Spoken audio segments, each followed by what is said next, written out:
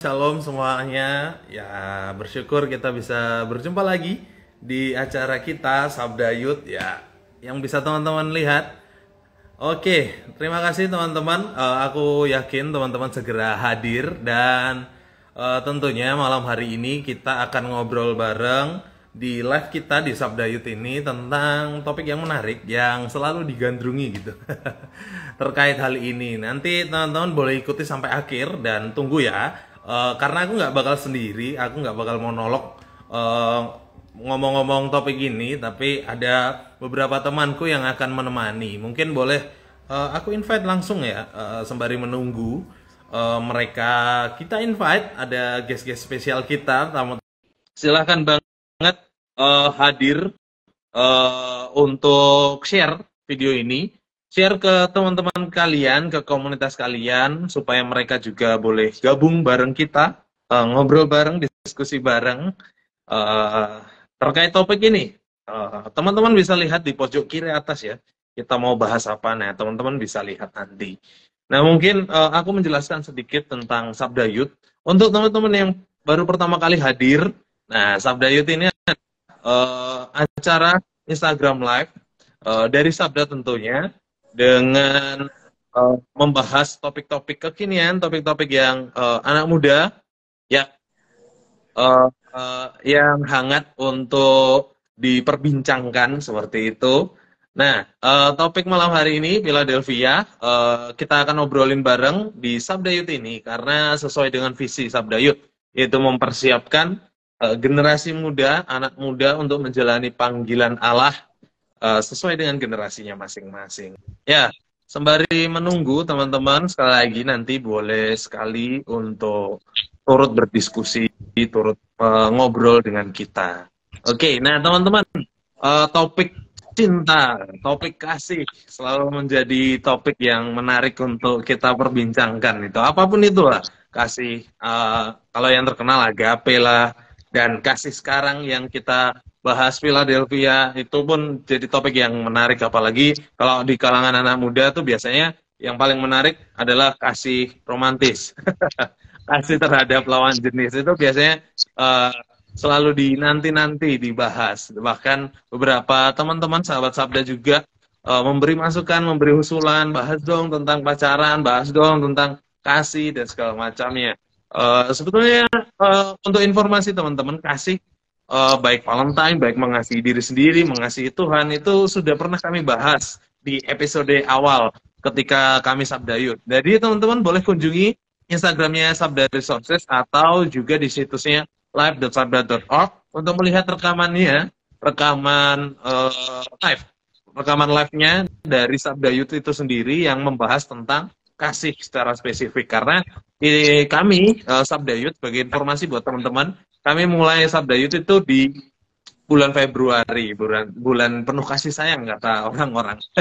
Jadi teman-teman silahkan bisa lihat rekaman tundanya, dan juga kalau mau lihat rekaman tunda yang minggu lalu, kami sudah membahas lapar rohani. Nah itu menarik juga teman-teman yang biasa kelaparan, khususnya rohaninya, boleh dilihat kembali tayangan ulangnya. Nah kali ini malam hari ini teman-teman kita mau membahas cinta yang sangat istimewa, yaitu cinta persaudaraan, brotherly love. Meskipun brother bukan berarti kakak laki-laki aja ya yang kita cintai, yang kita kasihi, tapi semua saudara kita seperti itu. Ini brother mewakili persaudaraan kita. Nah, brotherly love ini secara spesifik teman-teman dalam bahasa Yunani itu Philadelphia. Nah, kita mau bahas lebih dalam ya tentang Philadelphia ini dalam diskusi kita malam hari ini. Oke, jadi di dalam Philadelphia seperti nama kota di Amerika, teman-teman tahu ya pasti ya nama kota di Amerika ya, Philadelphia. Tapi malam hari ini kita nggak mau bahas kota di Amerika tentunya, karena kita mau bahas kasihnya.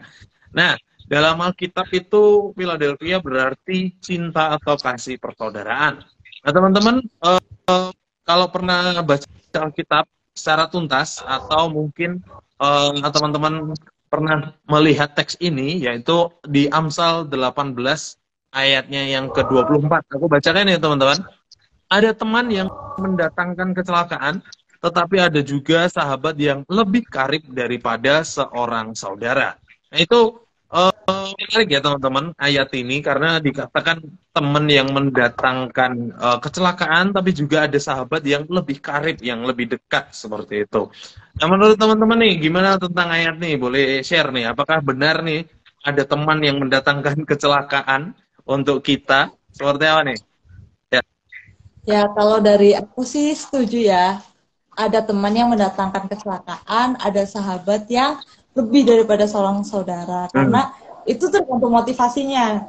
Kalau memang motivasinya baik, pasti teman atau sahabat itu baik. Dan kalau memang dari kitanya juga baik ke mereka, pasti juga akan baik. Itu sih kalau dari aku. Oke, menarik. Ya, kalau menurut aku sih ya, tentang kasih persaudaraan di dalam khususnya Amsal 18 ayat 24, itu benar. Kita harus lebih baik untuk memilih teman itu, karena kasih persaudaraan itu kan perasaan yang dalam dan hangat seperti antara anggota keluarga dan sahabat. Jadi ketika kita memang connect untuk dia, untuk berteman, pastikan kita sendiri nyaman dengan dia, sehingga kita pun mau bersahabat dengan dia. Ya, menarik. Teman-teman, Mas Pio sudah datang. Jadi Mas Pio, sebagai informasi kita sedang membahas Amsal 18 ayat 24. Bagaimana teman itu ada yang mendatangkan kecelakaan dan sahabat ada yang lebih dekat, ada yang lebih karib, lebih daripada saudara. Itu yang Amsal katakan. Nah, menurut Mas Pio sendiri nih, silakan beri tanggapan terkait ayat ini dengan hubungannya Philadelphia nih. Ya, dari ayat ini yang dipelajari itu memang teman itu kadang memang ada yang nggak baik ya. Kita sering mendengar ungkapan teman makan teman. Maksudnya mungkin cerita kita dibocorkan, mungkin kita dijahati gitu. Tapi kadang sahabat pun belum tentu sahabat juga baik gitu. Sahabat juga ada yang nggak baik, ada yang baik gitu. Maksudnya setiap orang kan punya attitude-nya masing-masing gitu. Nah, tapi menurutku dari sini intinya adalah kita tetap membangun relasi dari pertemanan ke sahabat hingga ke saudara. Itu sih yang aku pelajari dari ayat yang disampaikan dari Amsal 18 ini. Ya. Oke. Wah. Menurut teman-teman di rumah nih gimana nih terkait Amsal 18 ayat 24? Apakah punya teman juga yang mendatangkan kecelakaan atau punya sahabat yang sangat dekat? Kalau aku sendiri bukan sering juga ya, tapi teman-temanku rata-rata karena mereka teman, jadi ya komunikasinya atau relasinya tadi yang dibilang Mas Tio, relasinya itu minim, jadi yang nggak berdampak apa-apa, hanya sebatas kenalan aja gitu, karena itu hanya sebatas teman. Tapi saudara itu terkadang memang lebih dekat daripada sahabat itu lebih dekat daripada saudara. Karena aku sendiri merasakannya, aku merasa nyaman terhadap sahabat-sahabatku dibanding keluarga. Mungkin keluarga yang khususnya ayah ibu ya, karena terpantau jarak umur yang jauh gitu, sehingga kalau aku cerita tuh lebih nyaman ke sahabat nih. Bagaimana pengalaman teman-teman? Apakah punya pengalaman yang serupa terkait sahabat dan teman nih? Silakan, share. Siapa mau share? Oke. Silakan, Kak Sia dulu. Oh, boleh. Aku setuju sih sama Mas Ray. Kadang memang sahabat itu bisa lebih dekat daripada keluarga yang ayah ibu gitu ya. Karena memang dari segi usia juga, karena mungkin pemahaman kita sebagai anak muda gitu pasti beda. Pasti makanya kenapa banyak anak muda zaman sekarang itu lebih dekat sama sahabatnya ketimbang orang tua. Tapi juga di situ kita harus pinter-pinter sih milih sahabat gitu loh. Kalau bahasa sekarang bestie ya. Nah, iya bestie. Yeah. Ya, saya juga punya pengalaman. Saya itu kebanyakan kalau curhat itu bukan kepada mama saya atau kepada papa saya atau saudara saya, tapi lebih kepada sahabat mengenai pacar, mengenai kita putus dengan pacar, mengenai kehidupan sehari-hari, pelayanan. Jadi saya itu milih sahabat, ya puji Tuhan, sahabat dari kecil sampai sekarang masih berteman, masih bersahabat. Itu teman saya sharing tentang pelayanan, tentang apapun itu, dan orangnya juga bisa dipercaya. Jadi apapun yang kita ceritakan sama dia, orang lain sudah tahu. Jadi seperti itu. Iya, kalau aku sendiri sih mungkin pengalaman tentang teman dan sahabat itu tentang perhatiannya gitu. Kalau teman kadang cuma tanya, "Hai, apa kabar?" gitu. Kalau sahabat kan pasti tanya hal-hal yang aneh gitu, bahkan yang kita nggak pikirkan mereka tanyakan gitu. Nah itu sih, maksudnya teman kadang memperhatikan kita, tapi perhatian sahabat itu kadang lebih kerasa di diri kita gitu. Tapi juga bukan perihal tentang intensitas pertemuan setiap hari, interaksi setiap hari, kadang putus-putus, bisa sebulan 2 bulan nggak komunikasi, ketemu atau komunikasi lagi terus curhat panjang. Ya kayak gitulah kesan sahabatanku. Wah, ya benar. Wah, semakin menarik ya pembahasan kita pada malam hari ini ya teman-teman. Aku boleh nggak membahas tentang kasih persaudaraan ini lebih dalam lagi? Karena kan menurut dalam Alkitab tuh kalau umumnya kasih persaudaraan kan tentang kita dengan keluarga kita, baik itu buat kakak kita, adik kita, kan termasuk kan itu kan seperti sahabat, saudara. Tapi menurut Alkitab kenapa sih dikatakan kalau kita itu bersaudara di dalam Tuhan? Kenapa dikatakan seperti itu? Bersahabat di dalam Tuhan. Menurut teman-teman bagaimana? Ya, kalau menurutku sih bersaudara di dalam Tuhan itu bukan tentang pertalian tentang darah ya. Kayak seperti kita tinggal di Indonesia punya slogan Bhinneka Tunggal Ika, berbeda-beda tapi tetap sama gitu. Nah, kita mungkin sama sukunya, sama marganya, sama asal atau tempat tinggal, atau sama alumni sekolah mana, atau latar belakang yang lainnya gitu. Ya. Nah itu kan jadi satu pengikat selain darah itu sendiri. Nah tapi di dalam Kristus menurutku hal yang menjadikan kita satu itu karena kita percaya Yesus sebagai Tuhan dan Juru Selamat, dan kita dilahirkan baru di dalam Kristus. Lebih daripada itu, aku jadi ingat cerita tentang Yesus waktu dicari saudara-saudaranya dan ibunya. Yesus bilang di situ, siapa yang menjadi saudaraku, mereka yang melakukan apa yang menjadi perintah Allahku. Nah itu sih. Ya, oke. Sebelum aku nanggapi ini ada tanggapan juga dari Kak Vivi. Benar, tergantung temannya juga tadi ya. Dan juga sip setuju Besti. Ya, bestinya Kak Fitri dan besti kita semua.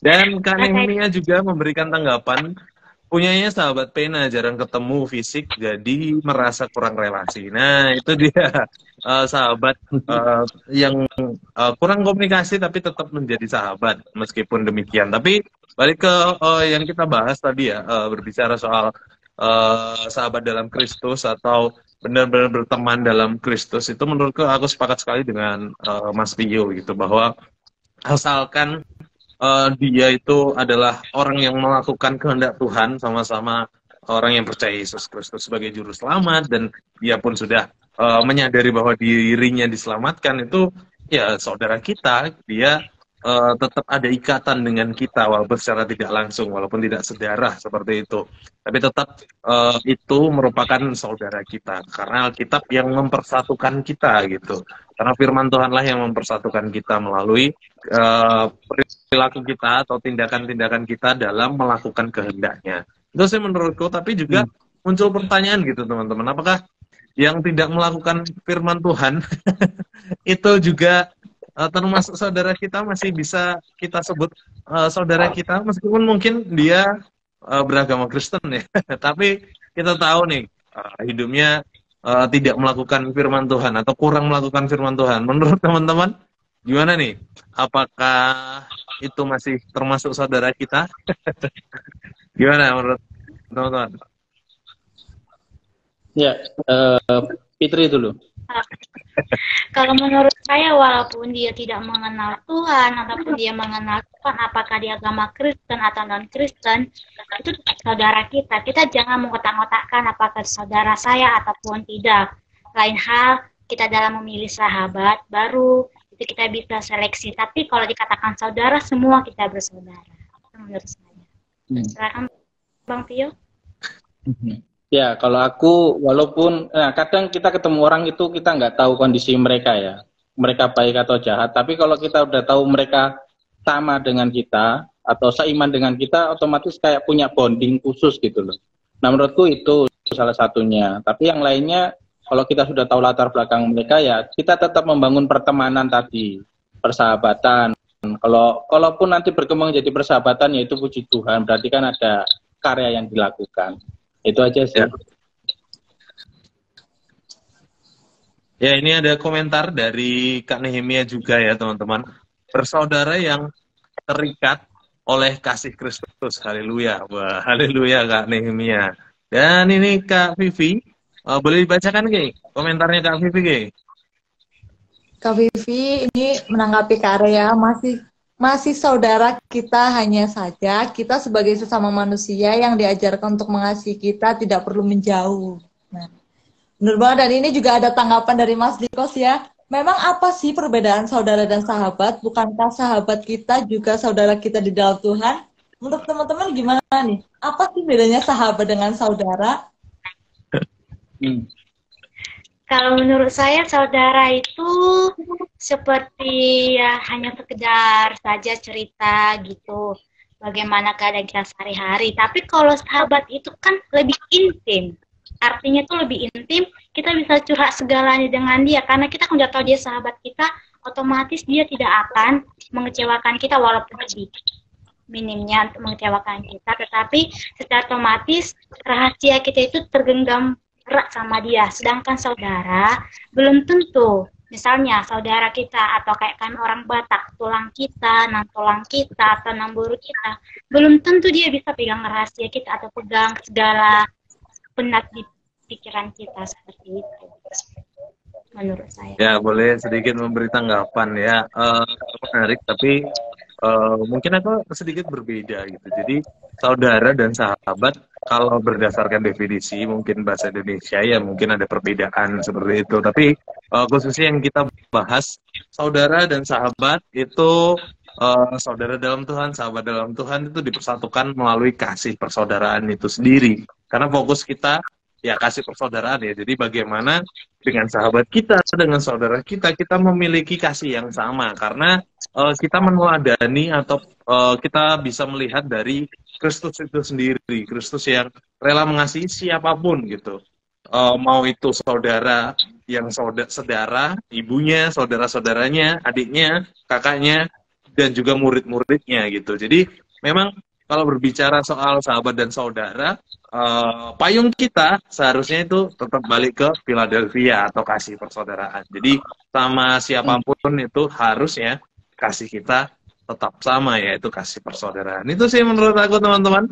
Ini juga ada tanggapan nih dari Kak Nasrul. Terkadang persahabatan membuat rasa sopan santun jadi berkurang. Misalnya dalam hal meminjam barang, sudah minta izin lagi tapi main comot aja. Ini sepertinya STT banget nih. Kalau pengalamanku sih begitu ya, teman-teman STT ku karena udah sahabat ya ambil-ambil aja. Gimana? Apakah teman-teman sepakat dengan itu? Kekurangan sopan santun? Ya. Kalau dari aku ya, kebanyakan sahabat mungkin memang seperti itu ya. Tapi kita juga perlu ini ya melihat-lihat mana sahabat yang sekiranya baik untuk kita dan tidak. Dan mungkin nanti kita bisa membahas gimana cara memilih sahabat yang baik biar hal-hal itu bisa dikurangi gitu. Karena dalam persahabatan ada batasannya gitu. Betul sekali. Nah ini tentunya balik lagi mau saudara mau teman kita tuh dipersatukan dalam darah Kristus sama ya seperti yang Ibu Yulia bilang. Kita tuh bersaudara dalam Kristus karena kita dipersatukan oleh darah Kristus. Kristus yang menyelamatkan kita, darahnya yang kita rasakan, yang kita maknai, itulah yang mempersatukan kita. Jadi mau dibilang saudara, sahabat, teman, harusnya kasih kita tetap sama karena kita merasakan kasih persaudaraan yaitu dari Kristus itu sendiri. Nah, teman-teman, adakah ayat firman Tuhan yang teman-teman mungkin sempat membaca atau sempat tahu tentang kasih persaudaraan ini? Kalau dari aku terlebih dahulu nih, teman-teman boleh berikan nanti susulannya. Kalau aku pegang satu ayat yang menarik, yaitu Roma 12 ayat 10. Adalah kamu saling mengasihi sebagai saudara dan saling mendahului dalam memberi hormat. Itu dariku ayat yang menarik sebagai dasar kasih kita. Nah, gimana menurut teman-teman? Silakan. Kalau menurut aku dari 1 Yohanes 2 ayat 10 dikatakan seperti ini, barang siapa mengasihi saudaranya, ia tetap berada di dalam terang dan di dalam dia tidak ada penyesatan. Itu menurut saya saudara yang Alkitab.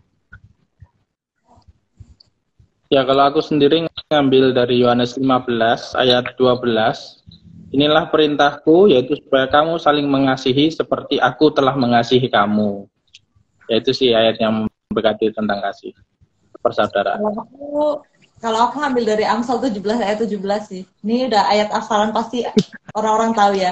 Seorang sahabat menaruh kasih setiap waktu dan menjadi seorang saudara dalam kesukaran. Itu sih. Oke, teman-teman di rumah punya ayat yang spesifik untuk kasih persaudaraan ini? Silakan bagikan juga. Kalau punya, silakan sharingkan. Karena memang ini menjadi landasan kita, landasan diskusi kita adalah Alkitab. Jadi kita gunakan Alkitab kita. Nah, teman-teman cenderungnya kasih persaudaraan itu adalah ketika kita sudah merasakan kasih Kristus itu sendiri. Karena Kristus yang sudah rela mati untuk kita, itu kita sudah baru kita bisa atau kita mampu untuk mengaplikasikan kasih yang sudah kita rasakan itu ya. Kalau kita belum merasakan kasih dari Kristus itu rasanya sulit untuk melakukan atau memiliki kasih persaudaraan ini, ya kan? Gimana menurut teman-teman? Apakah semudah itu kasih persaudaraan kita miliki kalau kita belum merasakan kasih Kristus itu? Ya. Ya, kalau menurut saya, kalau di dalam biasanya kalau seseorang tidak memiliki kasih Kristus di dalam dirinya terlebih dahulu, sebelum dia merasakan Kristus, pasti dia suka sakit hati, pasti dia cepat tersinggung, tetapi ketika kita sudah merasakan kasih Kristus di dalam diri kita, bagaimanapun kita ditusuk orang atau kita dilukai orang, pasti kita lebih mudah untuk mengasihi dia atau mengampuni dia. Itu menurut saya. Oke. Kalau dari aku setuju sih, dan aku sempat ada baca satu ayat ini dari 1 Yohanes 4 ayat 21, dan perintah ini kita terima dari dia, barang siapa mengasihi Allah, ya juga mengasihi saudaranya. Jadi kalau misalnya kita sudah merasakan kasih Allah, kita sudah mengasihi Allah nih, pasti kita bisa mengasihi sahabat atau saudara kita. Allah aja yang nggak kelihatan bisa kita kasih, apalagi orang yang kelihatan gitu. Oke, ini ada satu pertanyaan menarik dan juga pendapat sih tadi Kak Vivi menanggapi. Sebenarnya tidak kurang sopan karena sudah barbar aja, lebih karena kedekatan ya. Jadi ini pertanyaan dari Kak Ray Aldo Ray. Gimana kalau sahabat yang nusuk dari belakang sendiri, yang nusuk dari belakang gitu? Ya gimana nih? Apanya nih Kak? Maksudnya kita harus apa? Ya balik lagi ya. Menurutku sih kalau perkara itu karena landasan kita adalah kasih persaudaraan. Jadi apapun yang terjadi, mau tidak mau, Allah sudah berikan teladan. Allah begitu mengasihi, di kayu salib dia katakan ampunilah mereka gitu. Demikian juga menurutku perkara sahabat yang nusuk dari belakang itu bukan suatu persoalan. Memang secara manusiawi sakit hati, tapi menurutku ya tetap karena kita sudah merasakan kasih tadi, kasih dari Kristus, seharusnya memang kita tetap mengasihi mereka. Ya. Oke. Ini ngomong-ngomong tentang mengasihi, tentang persaudaraan nih ya, tentang persahabatan gitu. Pasti kita semua punya sahabat lah ya, punya seseorang yang memang ada untuk kita. Terus dalam persahabatan ini kan memang benar-benar kita mengasihi seperti seorang saudara. Tapi bagaimana jika dalam persahabatan itu ada lawan jenis nih, misalnya cewek sahabatan sama cowok gitu. Dan lama-lama mungkin kalau nyaman bakal timbul benih-benih cinta gitu ya. Menurut teman-teman gimana sih untuk menanggapi hal itu? Ini sih sedikit rumit bagi banyak orang karena kan persahabatan antara laki-laki dan perempuan, dan banyak orang mengatakan persahabatan antara laki-laki dan perempuan itu tidak mulus, tidak pure, tulus. Nah itu tergantung orangnya, apakah kita memang memiliki komitmen dari awal, oh aku mau bersahabat dengan dia bukan karena aku mau berteman dengan dia supaya kalian bisa PDKT, atau supaya pacaran nanti ke berikutnya, bukan. Karena saya juga punya teman laki-laki, bisa dibilang seperti sahabat lah gitu. Tapi saya pure memang dalam hati saya untuk berteman dengan dia, bukan untuk menjadi pacar dia. Jadi tergantung orangnya sih kalau menurut saya.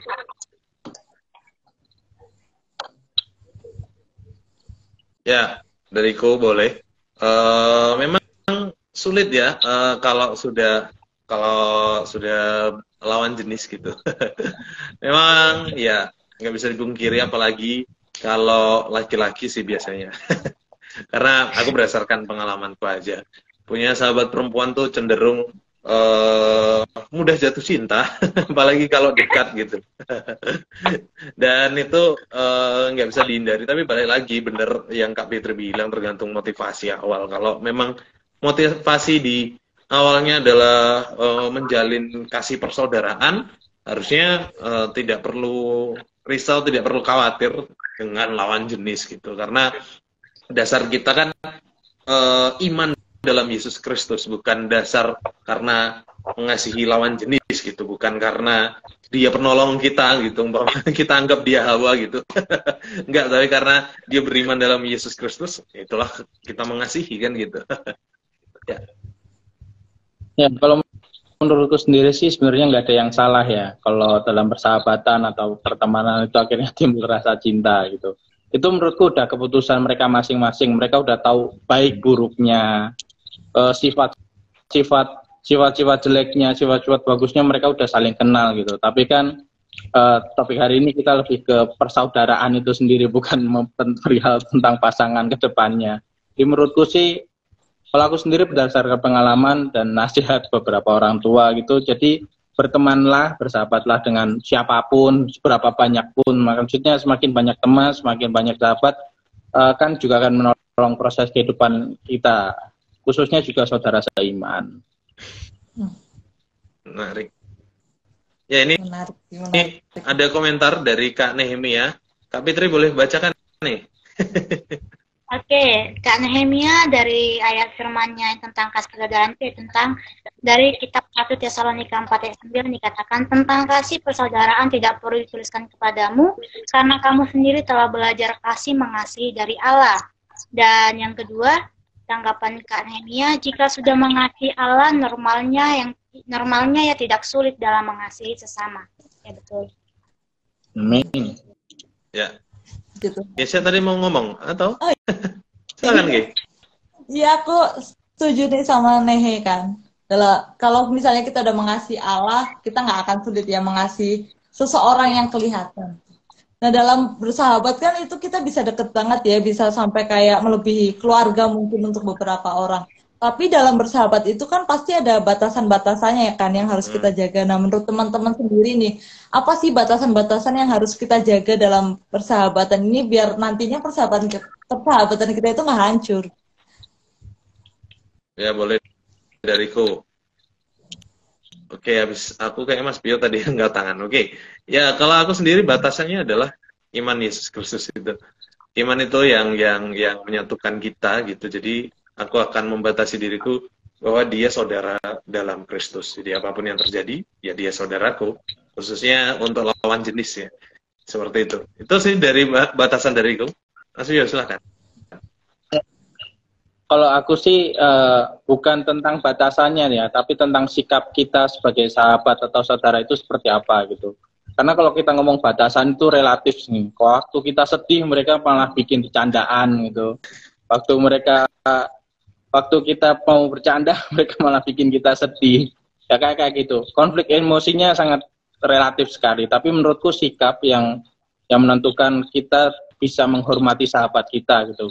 Tahu menempatkan diri kita atau kondisi kita dalam kondisi sahabat kita atau saudara kita.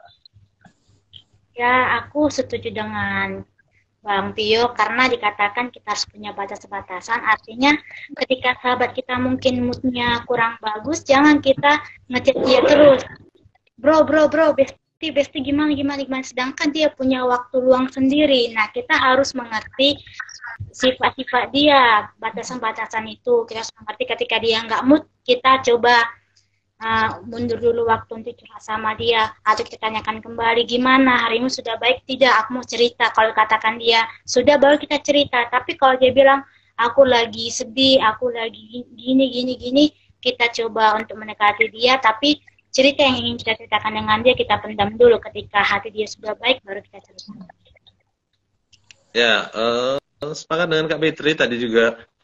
Kak Keisha sempat sharing ayatnya, yaitu seorang sahabat menaruh kasih setiap waktu gitu. Jadi setiap momen ada, tapi tetap tahu momentum gitu, tahu waktu bahwa mereka butuh privacy mungkin, atau butuh waktu menyendiri juga, atau mungkin butuh untuk kesiapan hati untuk sharing, ngobrol dan segala macamnya. Itu yang menarik gitu. Jadi di Alkitab sendiri kan sudah menjelaskan tentang karakter-karakter atau karakteristik dari sahabat-sahabat sendiri ya. Dan aku sendiri sih kalau bicara soal karakteristik, aku melihatnya ini di 1 Yohanes 4 ayat 20. Jikalau seorang berkata aku mengasihi Allah dan ia membenci saudaranya, maka ia adalah pendusta. Jadi karakter yang pertama ya dia natural gitu, dia jujur karena dia ngaku mengasihi Allah tapi dia tidak membenci saudaranya. Kasihnya tuh apa adanya gitu. Jadi karakter dari sahabat itu ya kasih yang apa adanya, bukan ada apanya kalau kata dunia. Gimana menurut teman-teman? Adakah karakteristik yang teman-teman temukan di dalam Alkitab nih? Karakteristik pertemanan? Ya. Ada karakteristik pertemanan tadi seperti yang Mas Ray bilang ya, kalau kita baca-baca. Tapi yang paling mendasar dari itu semua itu kita harus saling mengasihi, menghormati satu sama lain gitu ya. Aku tadi sempat baca kita itu harus saling menasehati. Jadi persahabatan itu bukan sekedar kita mendengarkan curhatan mereka segala macam apa, tapi kita juga harus memberikan feedback yang baik gitu loh. Kalau misalnya dia cerita, ya kita menasehati. Kadang kan beberapa sahabat sekarang itu kalau ada temennya cerita malah menghakimi ya. Nah, Alkitab itu mengajarkan kita itu untuk mengarahkan dan menasehati ketika misalnya saudara kita atau sahabat kita itu dalam keadaan yang sulit, situasi yang sulit gitu. Oke. Ya, ini ada tanggapan dari Kak Anju. Setuju banget dengan Bang Pio, harus tahu menempatkan posisi kita, dan seorang sahabat yang memahami kita juga pasti mengerti situasi. Nice, setuju banget Kak Anju. Pasti tahu momentum, tahu situasi, kondisi, dan toleransi.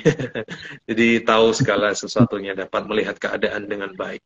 Tuh teman-teman, mungkin dari teman-teman di rumah menemukan karakteristik sahabat di dalam Alkitab yang Alkitab rekomendasikan atau teman-teman menemukan prinsip-prinsip bahwa oh ini sahabat banget nih sifatnya, atau karakternya ini sahabat banget nih, harusnya seperti itu. Kalau aku sendiri boleh nambahi ya, tadi sempat disinggung juga kalau nggak salah, tidak ada kasih yang lebih besar daripada kasih seorang yang memberikan nyawanya untuk sahabat-sahabatnya. Ini perkataan Yesus sendiri. Cuman secara prinsip, secara bisa dipahami kalau sahabat itu rela berkorban. Kasih persaudaraan itu menolong kita untuk terus berkorban sih. Rela berkorban lebih tepatnya. Itu menurut teman-temannya. Boleh nih teman-teman share juga di rumah, silahkan. Untuk share pengalamannya, share karakter-karakter sahabat, persahabatan di dalam Alkitab. Oke. Ya, teman-teman berbicara tentang soal kasih persaudaraan ya. Diskusi kita tentu, ini Kak Vivi tadi share-nya dari Amsal 17 ayat 17 yang tadi kita juga sempat diskusikan.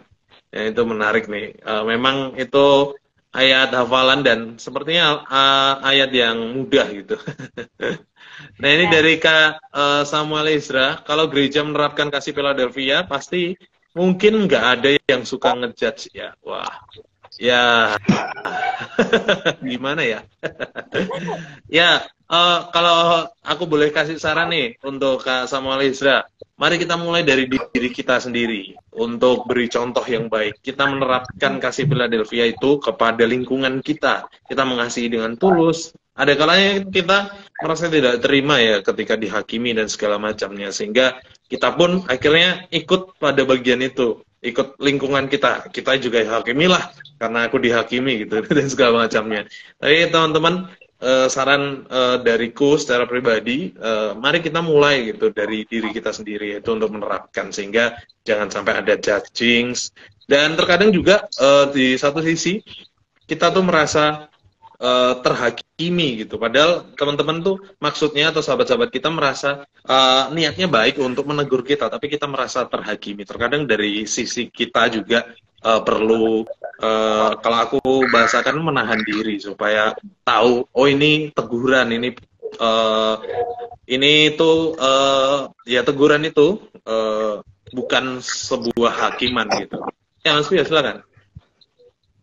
Ya, mungkin sehubungan dengan itu kita mungkin bisa membahas lebih dalam kiat-kiat untuk memilih atau menjadikan seseorang itu menjadi sahabat atau saudara kita. Kalau tadi kita lihat di Amsal 18 itu ada teman yang baik mendatangkan keburukan, sahabat jadi lebih dekat dari saudara. Tapi kita lihat pertemanan sekarang ini banyak sekali tantangan, banyak sekali hal-hal yang harus diperhatikan daripada membuat kita celaka. Nah, menurut teman-teman, kiat-kiat apa nih yang bisa menolong kita untuk memilih sahabat atau teman itu lebih baik lagi? Aku lagi boleh lah.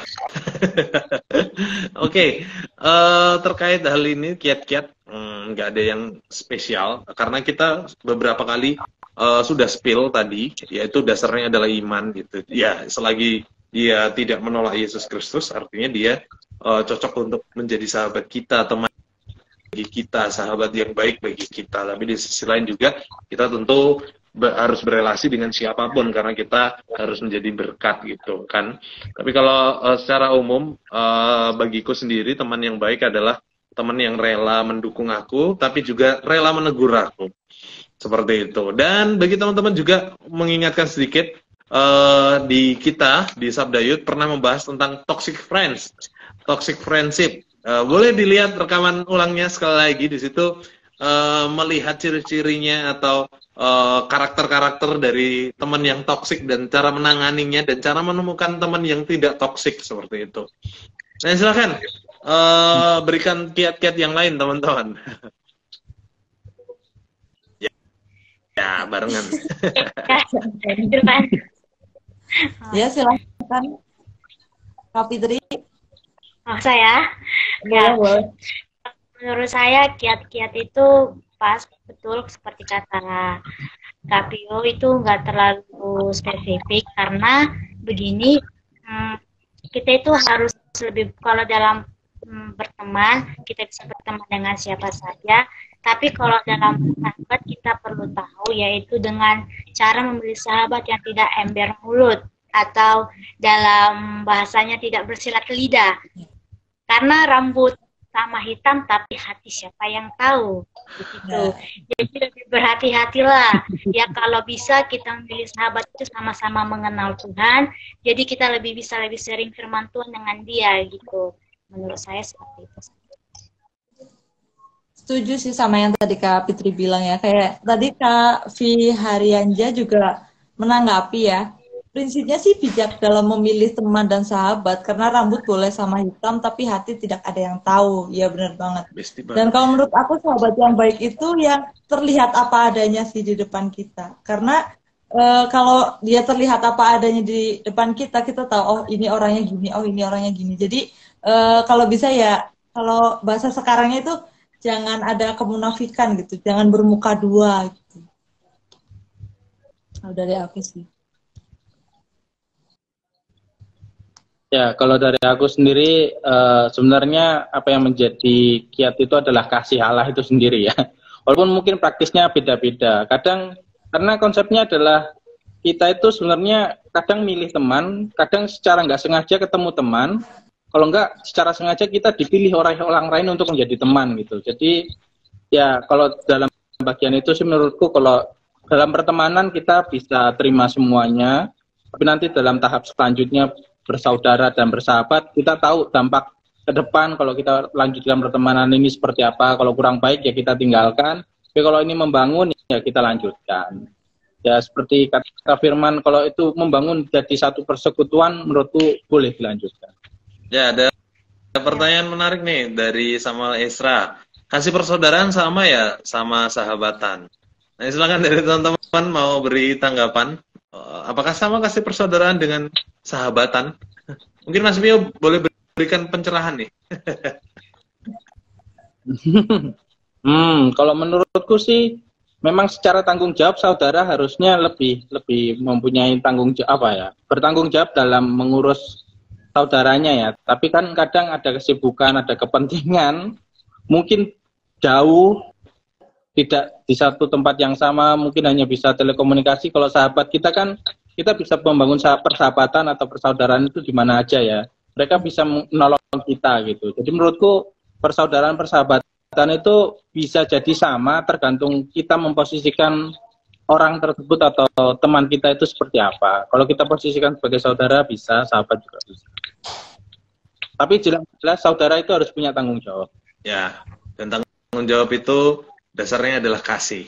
Dan kasih itu adalah kasih persaudaraan, Philadelphia yang terus-menerus kita bahas itu. Jadi kasih persaudaraan menjadi dasar dari sahabatan gitu, Kak Samuel Esra, kalau aku boleh beri tanggapan. Jadi kasih persaudaraan itu dasarnya. Dan lebih dasar lagi karena kita sudah merasakan kasih Kristus. Balik lagi ya, tadi yang kita diskusikan. Nah, Kak Vivi ini juga beri tanggapan, tapi selama saya hidup saya memiliki sahabat yang luar biasa. Dan sahabatnya adalah Kak Fitri. Ya, ini dari Kanemia, berikan komentar. Setuju dengan Mas Pio, berteman itu berjenjang, tidak semua bisa jadi sahabat ataupun bahkan saudara. Ya, teman-teman, mungkin bisa aku luruskan lagi.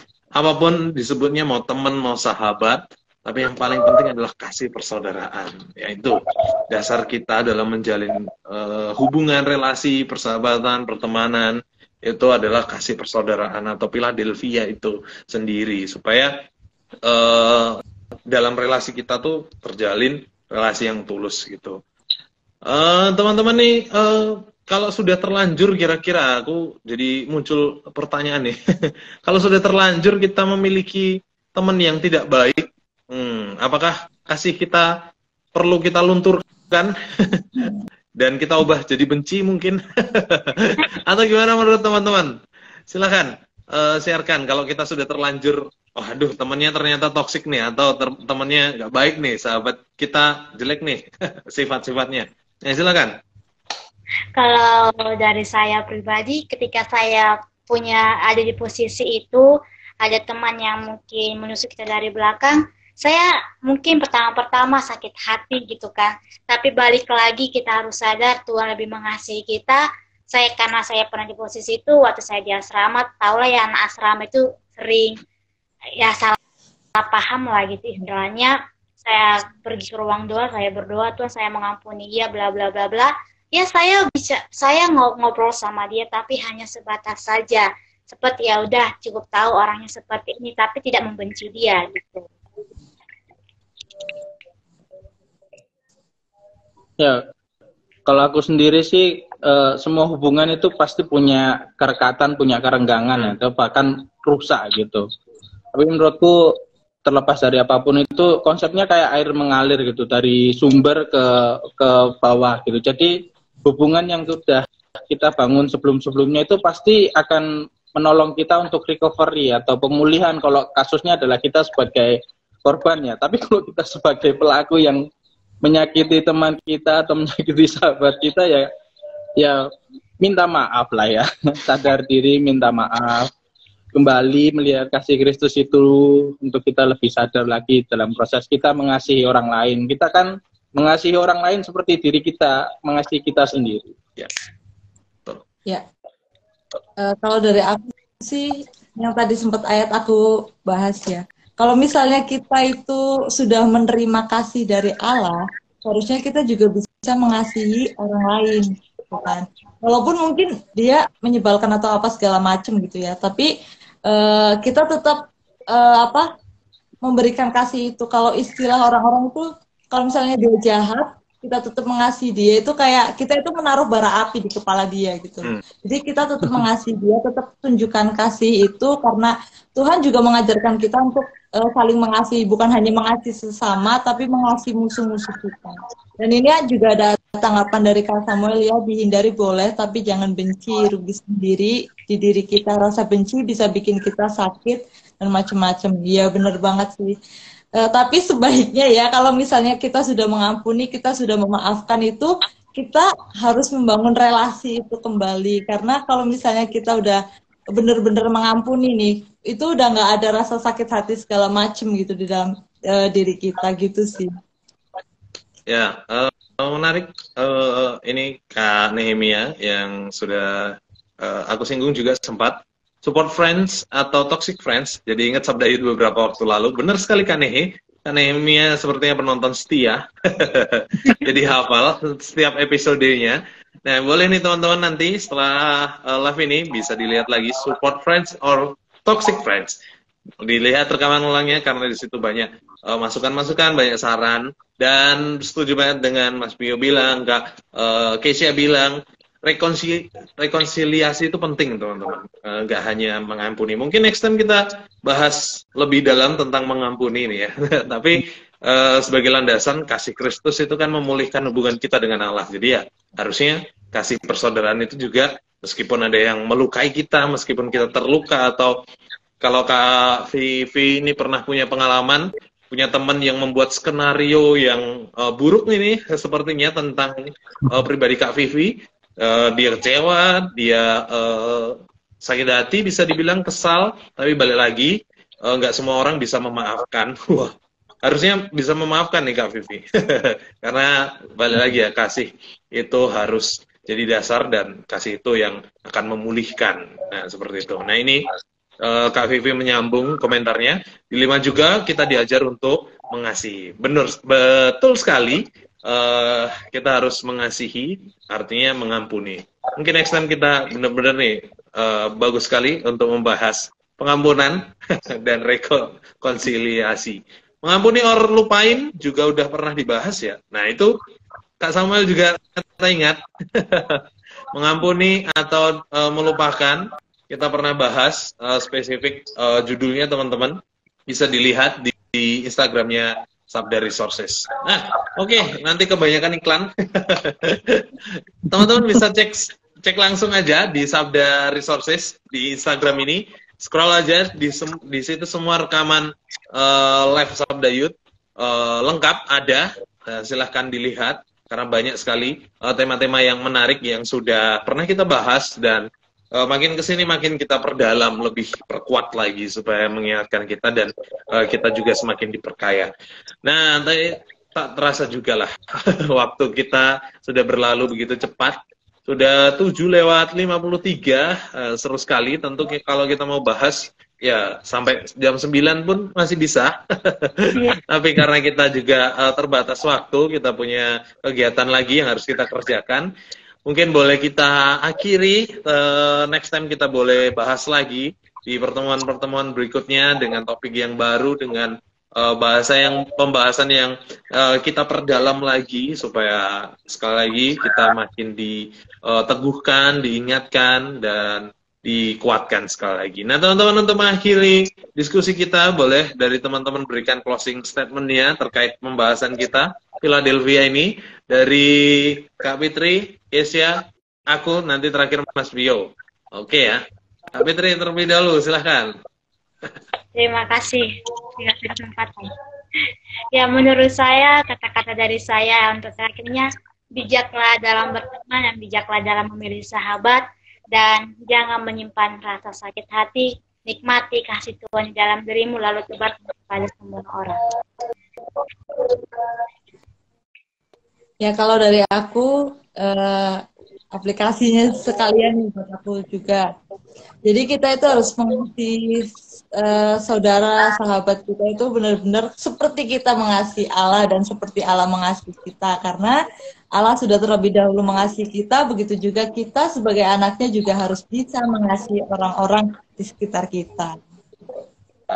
Ya, oke, kasih persaudaraan adalah kasih yang tulus dari Tuhan juga, karena kita sudah merasakan kasih daripada Allah. Teruslah mengasihi meskipun dilukai, teruslah mengampuni meskipun tersakiti, karena sejatinya hidup adalah kasih. Oke, silakan Mas Vio. Amin. Ya, kalau aku sekalian juga jadi aplikasi, aku ngambil dari satu lirik lagu, ku kasihi kau dengan kasih Tuhan, Amin. kasihi kau dengan kasih Tuhan, kulihat di wajahmu ada kemuliaan Allah. Nah, menurutku kalimat ini biarlah mengingatkan kita kalau kita sudah ngasih orang, ya kita juga harus melihat kemuliaan Allah di dalam dirinya. Otomatis itu menjadi berkat dan kesaksian bagi kita yang juga bisa menguatkan kita. Yaitu terus membangun tali persaudaraan dalam Kristus. Amin. Thank you Mas Pio, thank you Kak Fitri, thank you Kak Gesia sudah menemani aku ngobrol malam hari ini. Mungkin terakhir dari Kak Anju dan Kak Vivi ini. Kak Anju, dasar persahabatan yang kokoh adalah kasih yang meluap dari Kristus Yesus. Amin. Dan Kak Vivi ini bagus sekali. Be wise, be kind, be humble, and keep loving the others. Mantap Kak Vivi. Dan ini malah request Kak Samuel Ezra, nyanyi Bang Pio. Malah request. Oke, nanti bisa langsung DM Mas Pio kalau minta nyanyi ya. Oke, thank you banyak teman-teman sudah menemani Mas Pio, sekali lagi thank you. Kak Fitri, Kak Kesia, dan teman-teman semua yang sudah hadir malam hari ini, thank you banyak sudah ikut berdiskusi dengan kita. Jangan lupa kita masih akan berjumpa di minggu depan di bulan yang baru memasuki bulan Agustus. Kita tentunya akan membahas hal-hal seputar kemerdekaan. Nah, penasaran? Jangan lupa pantengin Sabda Resources dan brosurnya. Karena di situ tentu kita akan berjumpa di hari yang sama, Selasa, di jam yang sama, jam 7 malam. Thank you banyak. Kita tutup dengan doa. Silakan Kak Kesia untuk berdoa menutup segala rangkaian diskusi kita.